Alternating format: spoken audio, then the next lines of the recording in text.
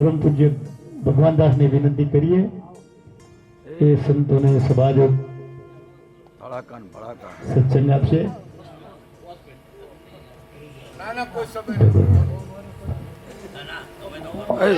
થોડું આમ લ્યો હવે એ ભગવાનદા થોડું આમ લ્યો છે બચી આવો ને.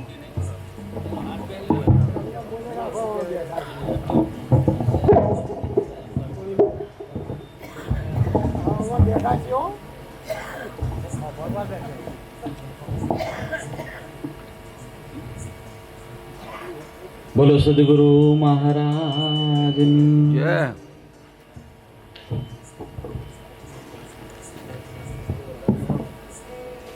બસ બરોબર અવતાર છે. ખૂબ ખૂબ ધન્યવાદ. જેઠીપુરાની પવિત્ર પાવન ધરા ઉપર કિશનરામ મહારાજના પરિવારના કોટી કોટી વંદન કરું છું. વ્યાસપીઠ ઉપર બિરાજમાન જે મહાપુરુષોનું જો મારાથી વર્ણન ના થાય એવા મહાપુરુષો બિરાજમાન છે. તમામ મહાપુરુષોના હરિભક્તોને મારા કોટી કોટી વંદન. જય ગુરુ મહારાજ. લક્ષ્મીરામ મહારાજના બાબુરામ મહારાજથી આપણા ઠાકોર સાહેબને જય કિશનભાઈ, આ પરિવારને પણ હું કોટી કોટી વંદન કરું છું. ખૂબ ખૂબ ધન્યવાદ. સત્સંગનો દોર ખૂબ સારો ચાલી રહ્યો છે અને આપણે દરેક મહાપુરુષોનો વધારે લાભ લઈએ એવી મારી ઈચ્છા છે. કારણ કે આજે સામેત્રાથી આત્મારામ મહારાજ વધારે છે, આપણા પુરણ બાપુ છે, રવજીરામ મહારાજ છે. મહાપુરુષોનો આપણે લાભ લઈએ.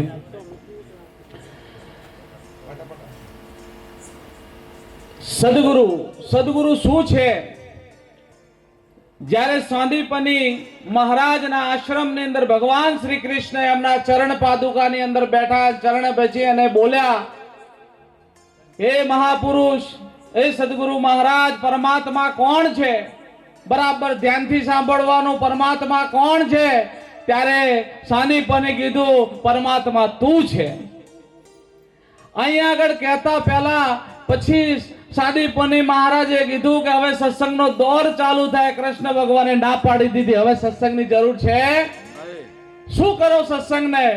ના પાડી દીધી. હવે સત્સંગની જરૂર નથી. જેની શોધ ચાલતી હતી, જેને માગવો તો, જેને માનવો તો, જેને ઈચ્છા હતી, જેને પ્રાપ્ત કરવો તો હું પોતે હતો. હવે હું કોનો સત્સંગ સાંભળું, કોની વાતને સાંભળું? મારા ગુરુ મહારાજે મને એક શાનની અંદર વાત સમજાઈ દીધી. વારંવાર સત્સંગની જરૂર રહેતી કેમ? આ જગતની અંદર ભેદુ એટલે ભેદ પાડનારા માણસોએ એટલો બધો ભેદ નાખી દીધો કે વિભાજન કરી અને દ્રષ્ટિ ભેદ કરી નાખ્યો છે. આ દ્રષ્ટિને ભેદ કોણ કરે? કેવલમ ગુરુ કૃપા, સદગુરુ મહારાજની કૃપા થઈ જાય તો આ દ્રષ્ટિ અભેદ થઈ જાય. અને અભેદ દ્રષ્ટિમાં ક્યારે કોઈ પણ જાતનો ભેદ હોય નહીં.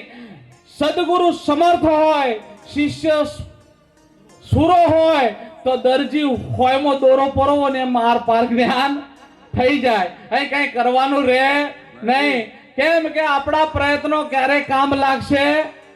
સદગુરુ કરે સો હોય. સદગુરુ શું છે? આજે વિચાર આપણે કરવાનો કે આજે સદગુરુ મહારાજના શરણમાં જ્યારે શીશ અર્પણ થઈ ગયું ત્યારે તમામ વસ્તુઓની પૂર્ણાવતી થઈ જાય છે.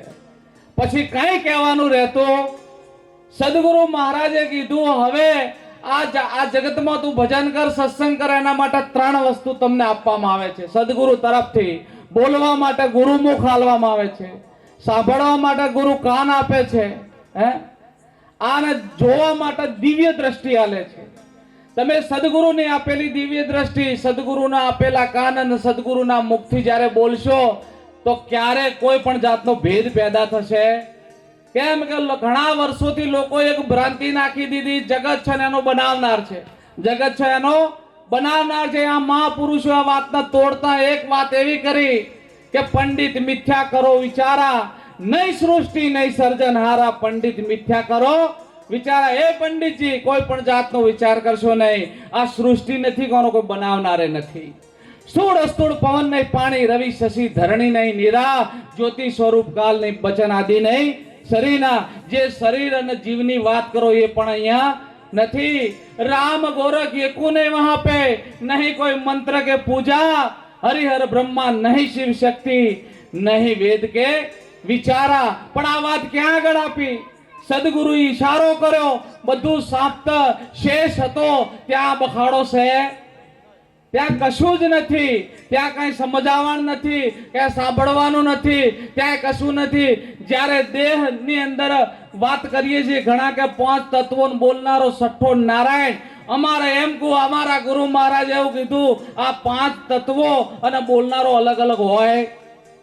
હમણાં બોધમાં વાત થઈ કે નામ રૂપ અને ગુણ, ચોથું પદ અવિનાશી. કરોડો માણસો શોધન નહીં ચડવાનું કારણ શું છે? બરાબર શાન સમજાણી નથી, કો તો ગુરુને હરખું આલ્યું નથી. જે દિવસે ગુરુને સરખું જો રાવણ જેવાય 10 વાર આપી દીધું હતું તોય મેળ પડ્યો નહીં. પણ જો એક વાર ગુરુના શરણમાં શિષ્ય અર્પણ થઈ જાય તો આ વાત સમજાય ને. નામ રૂપ ગુણ અને ચોથું પદ અવિનાશી, કોઈને શોધવાની જરૂર નથી. નામ રૂપ અને ગુણ આ 3 વસ્તુ નથી, એક નામ છે, એક નામ છે. અને જ્યારે આ વસ્તુની ખબર પડે ત્યારે ચિત્તમાં બીજો કોઈ ભાસ થાય?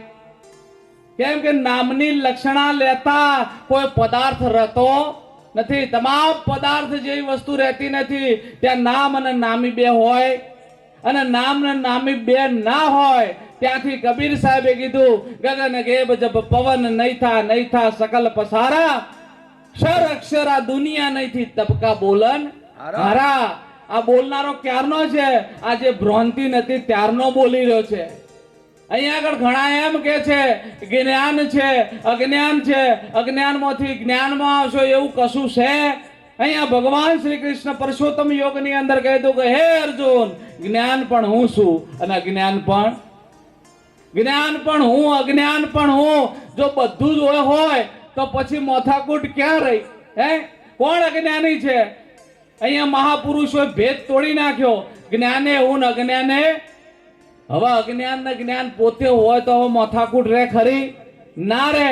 અહીંયા આગળ મહાપુરુષો કીધું, જેટલી ધારણાઓ, કલ્પનાઓ અને જેટલી તમે માન્યતાઓ માની હતી એને જ્યારે તમે આ માન્યતામાં હટાવી દો ત્યારે તમે તમારા સ્વ સ્વરૂપનું જ્ઞાન થાય છે. અને સ્વ સ્વરૂપ ઘણીવાર આપણને લાગે કે છે કેમ? આ ઇન્દ્રિયજન્ય જ્ઞાનને બિછાયેલી એક મહાજાળ છે. ઇન્દ્રિયજન્ય જ્ઞાનથી બિછાયેલી એક મહાજાળ છે. પણ જ્યારે સદગુરુના શરણમાં ગયા પછી જ્યારે સ્વયં જ્ઞાનની પ્રાપ્તિ થાય તો આ જાળ ભ્રાંતિ રૂપ સાબિત થાય છે, કઈ રહેતું નથી. કેમ કે સપનાની અંદર સપનું આવે, હાથી થાય, ઘોડા થાય, બંગલા થાય, ગાડીઓ થાય, બધું થાય, પણ જ્યારે જાગો ત્યારે એમાંનું કોઈ હોતું નથી. જો આ વાત સમજાઈ ગઈ તો જાગ્રતમાં પણ તમને જે દેખાય એ પણ સાચું હોય નહીં.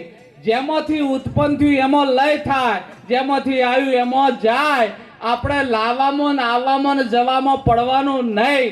જાગ્રત, સ્વપ્ન અને સુષુપ્તિ ત્રણેય અવસ્થાની અંદર તમારી મોજૂદગી છે ને છે.